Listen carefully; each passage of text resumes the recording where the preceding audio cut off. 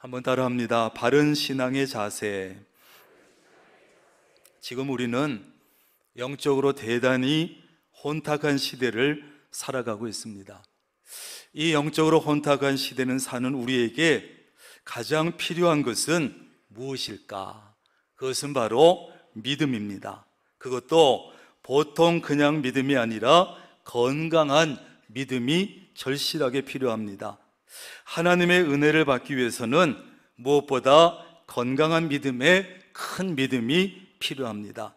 우리가 살다 보면 때때로 어려운 문제를 만날 때도 있지만 정말 믿음이 큰 사람, 정말 건강한 믿음을 가진 사람은 결코 실망하거나 좌절하지 않습니다. 왜냐하면 인간의 끝은 하나님의 시작이라는 것을 알기 때문이고, 인간의 낙심과 절망은 하나님의 기회가 된다는 것을 알기 때문입니다. 우리는 고난을 복받는 기회로 만드는 큰 믿음의 사람, 건강한 믿음의 소유자가 될 수 있기를 바랍니다. 오늘 예수님은요, 사랑하는 나사로가 죽었다는 소식을 들었는데 그 소식을 듣고도 며칠을 더 있다가 베다니로 가셨다는 거예요. 예수님은 이 나사로의 가족, 이 삼남매를 굉장히 사랑하셨어요. 특별히 그의 누이 마르다와 마리아는 예수님이 그 집에 들르실 때마다 극진하게 대접을 했고, 그래서 예수님은 예루살렘에 올라가고 내려가실 때마다 아마도 그 집에 들러서 음식도 드시고 쉬기도 하시고 주무시고 그랬던 것 같아요. 그렇게 사랑하는 이 가정, 그렇게 사랑하는 나사로가 죽었는데 예수님은 나사로가 죽은 지 4일째가 되어서야 집에 오셨다는 거예요. 나사로가 병들었을 때 벌써 예수님께 사람을 보냈습니다. 나사로 오빠가 병들었어요, 주님. 그러면 당장 오실 줄 알았어요. 그런데도 예수님은 바로 베다니로 가시지 아니하고 거기서 이틀을 더 머물렀다 그랬습니다. 그러다가 결국은 나사로가 죽고 나서야, 나사로가 죽기를 기다렸다는 듯이 그것도 며칠 지나서야 예수님은 그들의 집에 오셨다는 거예요. 예루살렘과 베다니의 거리가 얼마쯤 된다고 했습니까? 아까 성경 읽었는데 한 오리쯤 됐다 그랬습니다. 오리쯤. 뭐 심리가 한 4km 된다 그러니까 오리면은 한 2km 정도 되겠지요. 오리쯤 된다고 했으니까 아마 걸어서도 30분이면 오실 수 있는 거리였어요. 그런데 예수님은 안 오셨어요. 왜 그러셨을까? 요한복음 11장 4절에 보면 그 이유를 이렇게 말씀합니다. 이 병은 죽을 병이 아니다. 하나님의 영광을 위함이요 하나님의 아들로 이를 인하여 영광을 얻게 하려 함이라. 아멘. 다시 말해서 나사로가 지금 병에 걸린 것은 하나님의 영광을 위해서고 예수님은 그 일을 통해서 영광을 얻게 하기 위해서 병이 걸렸다, 이런 뜻이에요. 이것을 얼핏 보면 이해가 잘 안 갑니다. 아니, 그 살아가시는 나사로가 병들었고 죽게 됐는데 그것이 무슨 하나님께 영광이 되고, 아니 예수님이 그 일로 인해서 무슨 영광을 얻게 되는가, 이런 생각이 들 수 있는데, 그러나 말씀을 보면 예수님의 그 말씀은 그대로 이루어졌어요. 나사로는 병이 들어서 또 잠시 죽어서 그 누이들이 슬픔에 빠졌고 힘든 시간을 지났지만 다시 살아남으로 해서 하나님의 영광이 나타났습니다. 예수님은 그 일을 통해서 영광을 얻으셨습니다. 많은 사람이 예수님을 하나님의 아들로 믿게 되었습니다. 여러분, 하나님께서 하신 일은 이렇습니다. 우리는 언뜻 이해가 안 되지만, 우리의 생각과는 너무 다르지만 하나님이 하시는 일은 이렇다고요. 우리는 단지 그냥 당장 내가 아픈 것만 생각하고, 내가 돈 몇 푼 손해보는 것만 생각하고, 내 사랑하는 사람이 죽는 것만 생각하지만 하나님은 모든 것이 합력하여 선을 이루게 하시는 분이에요. 하나님에게는 큰 그림이 있다고요. 우리는 그저 내 앞에 있는 것만 쳐다보지만 하나님에게는 큰 그림이 있다고요. 큰 슬픔을 통해서도, 병드는 일을 통해서도, 건강 잃는 일을 통해서도, 죽는 일을 통해서도 하나님은 영광을 취하시는 분이에요. 그리고 우리의 믿음을 성장시키기도 하고 우리에게 유익을 주시는 분이 바로 하나님이시다. 그러므로 당장 내 몸에 병이 들고 몸이 아프고 슬픈 일을 당하고 무슨 손해를 보고 어려운 일을 만났다고 해서 손해 본다고 해서 성급하게 하나님을 원망하고 불평하고 낙심해서는 된다 안 된다? 안 된다. 안 된다. 우리가 하나님과 같은 눈을 가질 수는 없지만 이제 믿음의 사람이니 하나님의 그 큰 그림을 우리도 조금은 보면서 살자. 그것이죠. 하나님께서 그러한 일들을 통해서 우선 당장은 힘들지만 그런 일들을 통해서 어떻게 앞으로 일해 가시는지, 어떻게 역사해 가시는지, 어떤 유익을 나에게 주실지 모르기 때문이고, 그래서 건강한 믿음을 가진 사람은 기다릴 줄 알아요. 뭘 안다고요? 기다릴 줄 알아요. 인내하고 기다릴 줄 알아요.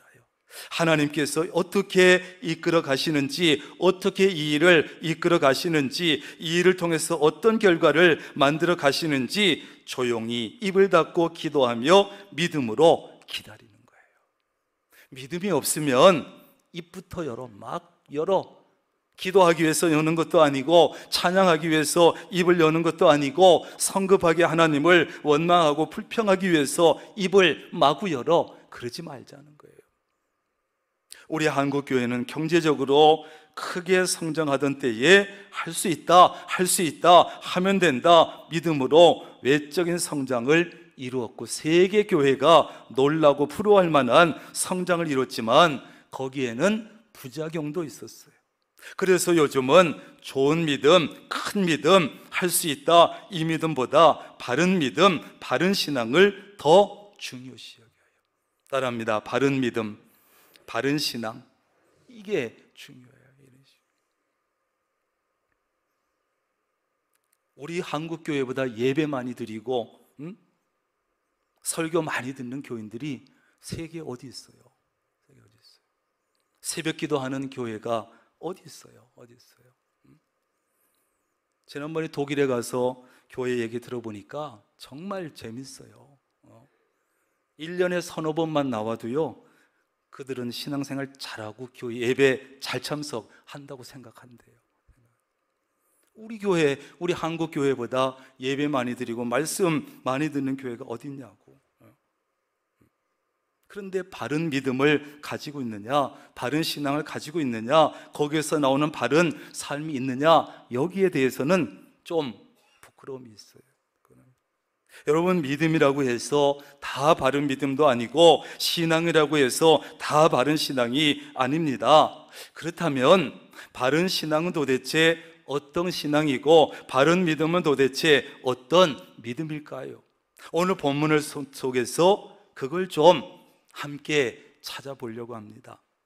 먼저 바른 신앙은 아는 신앙이 아니라 믿는 신앙이다. 시작. 바른 신앙은 아는 신앙이 아니라 믿는 신앙이다. 믿는 신앙.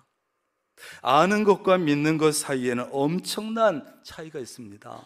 세상은 아는 것이 힘이라 합니다. 맞는 말입니다. 그러나 진짜 큰 힘은 어디에서 나오느냐? 믿는 것에서 나와요. 믿는 것에서. 아는 것에서도 좀 나오겠지만 정말 큰 힘은 믿는 것의 힘입니다. 믿는 것이 힘입니다. 아는 힘은 믿는 힘을 따라갈 수 없어요. 찬양의 능력, 기도의 능력, 단지 알고 하는 사람에게는 그렇게 큰 힘이 나오지 않아요. 그런데 찬양의 능력을 정말 확실히 믿고 기도의 능력을 확실히 믿고 하는 사람에게는 엄청난 힘이 나오는 줄로 믿습니다.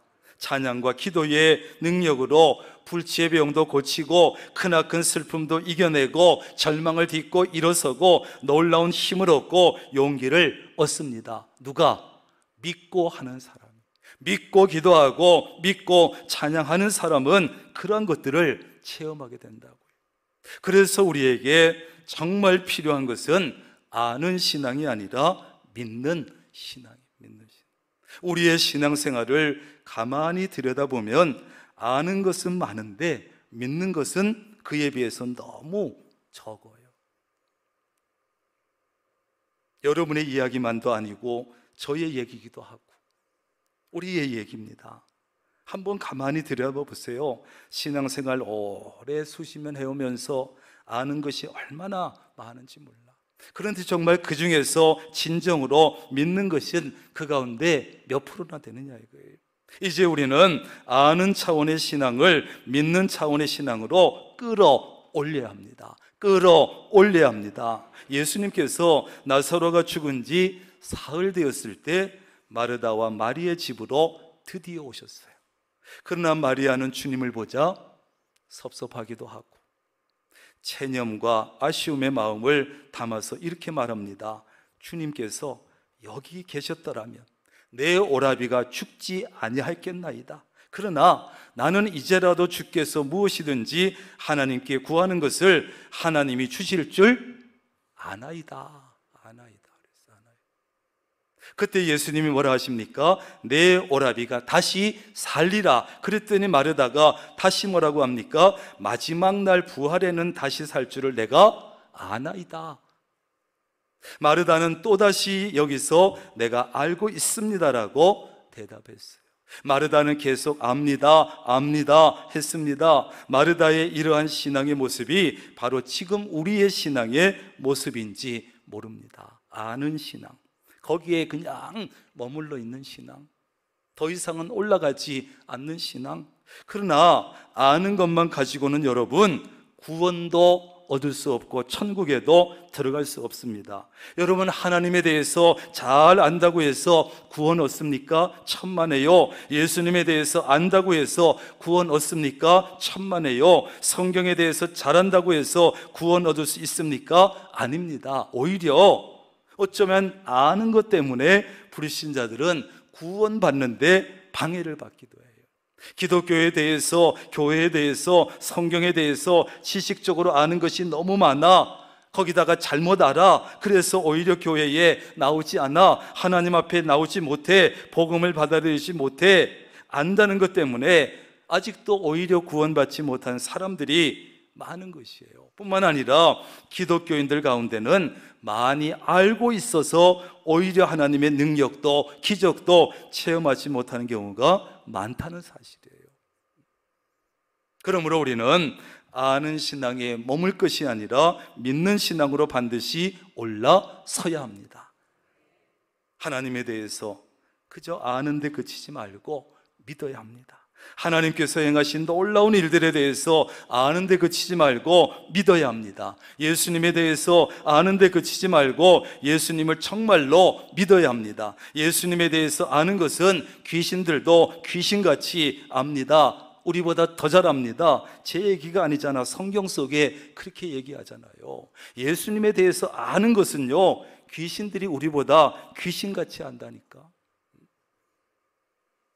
예수님께서 베푸신 놀라운 기적을 아는데 그치지 말고 그래서 믿어야 합니다. 복음을 아는데 그치지 말고 믿어야 하고 하나님의 선한 성품들을 아는데 그치지 말고 믿어야 되고 성령의 능력을 아는데 그치지 말고 믿어야 합니다. 찬양의 능력 알지만 말고 믿어야 하고 기도의 능력 알지만 말고 믿어야 합니다. 믿음의 기도는 역사하는 힘이 크다 작다 크다. 믿음의 기도는 말씀의 능력을 알지만 말고 믿어야 합니다. 아는 신앙에 머물러 있는 사람과 믿는 신앙에 올라서 있는 사람은 신앙생활하는 모습 자체가 전혀 다르고 삶의 모습 자체가 전혀 다릅니다.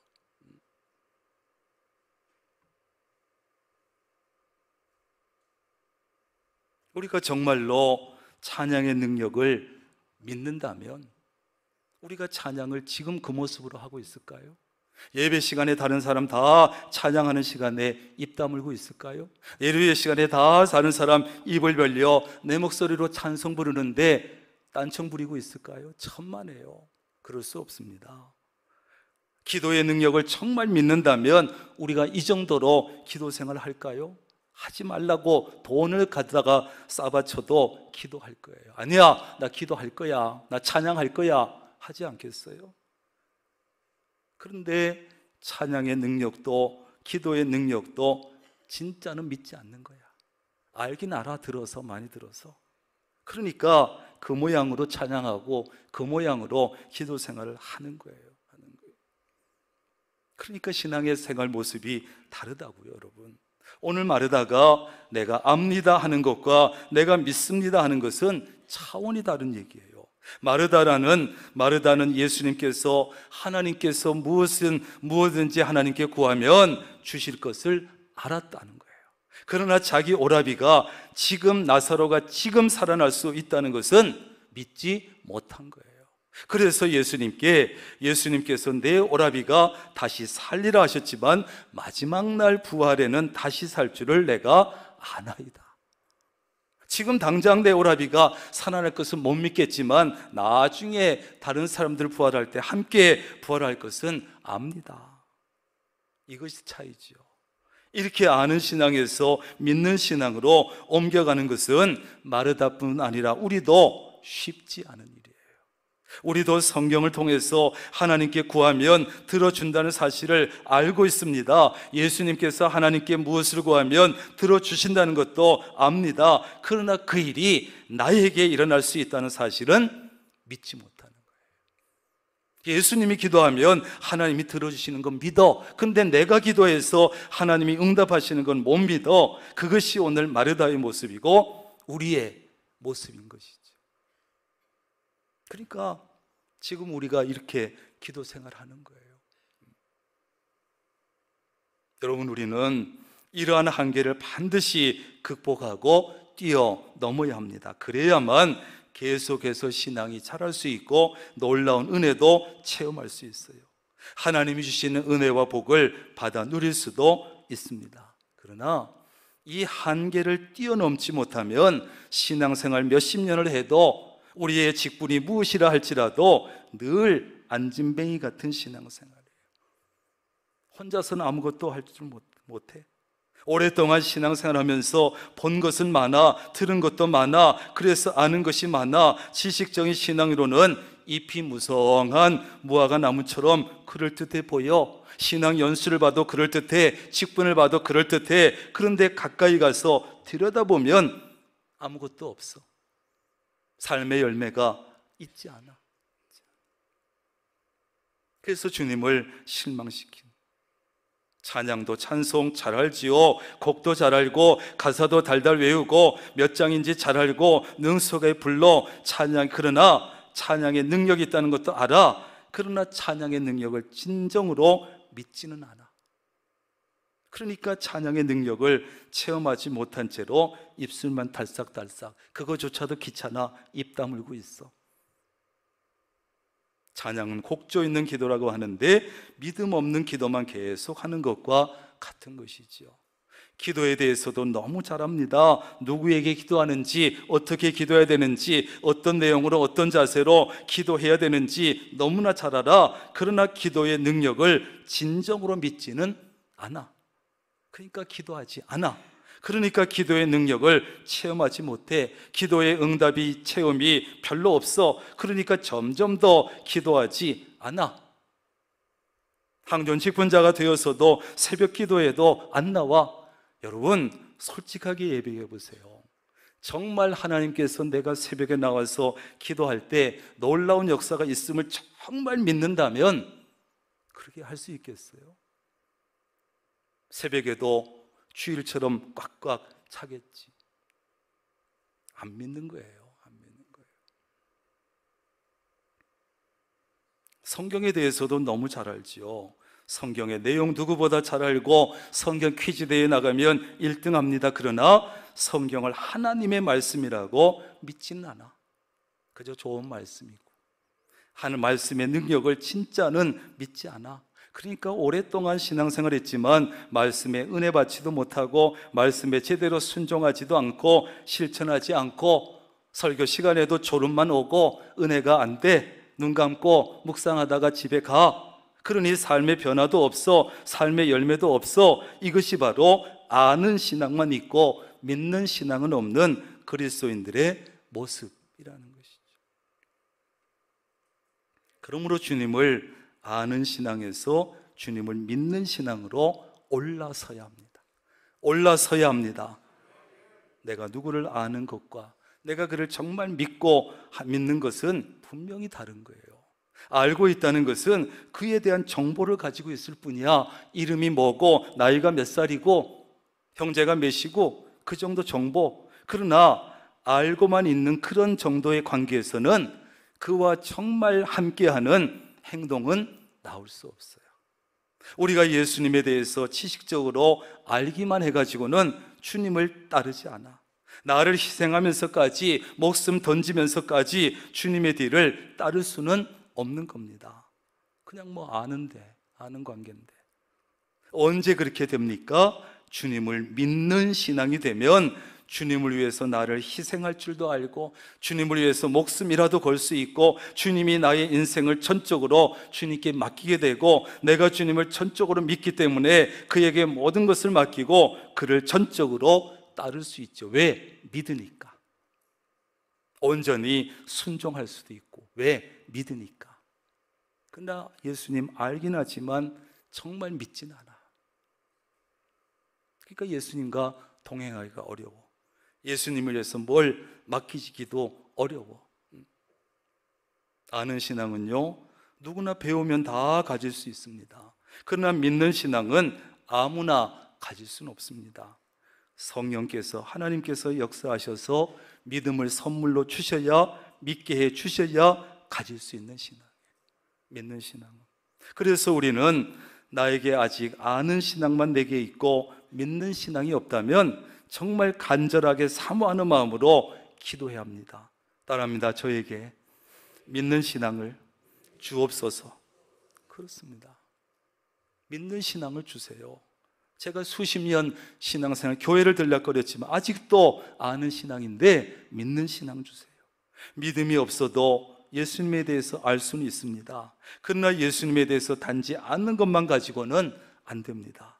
예수님에 대해서 알기만 해서는 예수님을 나의 주로, 주인으로 모실 수도 없고 전적으로 나를 맡길 수도 없습니다. 그러면 주님 따로 나 따로 놀 수밖에 없습니다. 주님은 포도나무가 되고 나는 가지가 되어서 풍성한 열매를 맺어야 되는데 그러한 일이 일어나지 않습니다. 아는 것으로 끝나면 아무런 결과가 없습니다.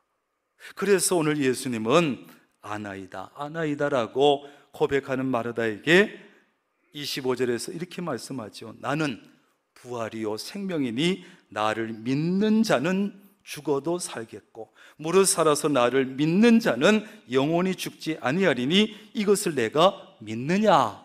이렇게 물으셨어요. 믿느냐? 아느냐가 아니고. 그때야 비로소 마르다가 뭐라고 고백합니까? 주여 그러하외이다. 주는 그리스도시요 세상에 오신 하나님의 아들이신 줄 내가 믿나이다. 믿나이다. 이제서야 마르다의 신앙이 주님의 마음에 들었고 합격했고 오빠가 살아난 놀라운 역사 기적이 일어났습니다. 예수님은 사랑하는 마르다가 아는 신앙에서 믿는 신앙으로 올라서기를 간절히 원하셨어요. 이게 돼야 내가 저 나사로를 살려줄 수 있을 텐데 간절히 원했어요. 마르다만이 아니라 오늘 이 시간 우리의 신앙도 아는 신앙에서 믿는 신앙으로 올라서기를 주님은 간절히 원하십니다. 왜 우리가 아는 신앙에서 믿는 신앙으로 굳이 올라서야 합니까? 그래야만 하나님의 기적을 체험할 수 있고 하나님의 은혜도 체험할 수 있고 하나님이 나를 위해 준비하신 복도 받아 누릴 수가 있기 때문이죠. 그래서 하나님 원하는 거예요. 내가 줄 은혜도 준비했고 복도 준비했고 기적도 준비했는데 올라서야 되는데 그래야 하나님의 영광도 볼 수 있기 때문에 마르다가 내가 믿나이다라고 했을 때 죽은 지 사흘이나 된 나사로가 살아난 거예요. 그때 살아난 거예요. 그 일로 많은 사람들이 예수를 믿게 됐어요. 하나님의 영광을 보게 된 것입니다. 여러분, 우리가 믿는 신앙으로 올라서게 될 때 하나님의 기적을 체험하게 되고 은혜를 체험하게 되고 하나님의 영광을 볼 수 있게 됩니다. 예수님은 많은 병자를 고치면서 그때 물으셨지요. 내가 믿느냐? 내가 믿느냐? 예, 믿습니다. 내 믿음이 너를 구원하였다. 그러면 그의 병은 완전히 치유되었어요. 아는 신앙이 아니라 믿는 신앙이 병을 고친 것입니다. 불치병에 걸린 사람이 예수님께서 모든 병을 고칠 수 있다는 것 알면 뭐 하겠어요? 믿어야 되지요. 그리고 주님께 모든 것을 맡기고 순종하는 믿음 가질 때 치유의 기적을 체험할 수 있었어요.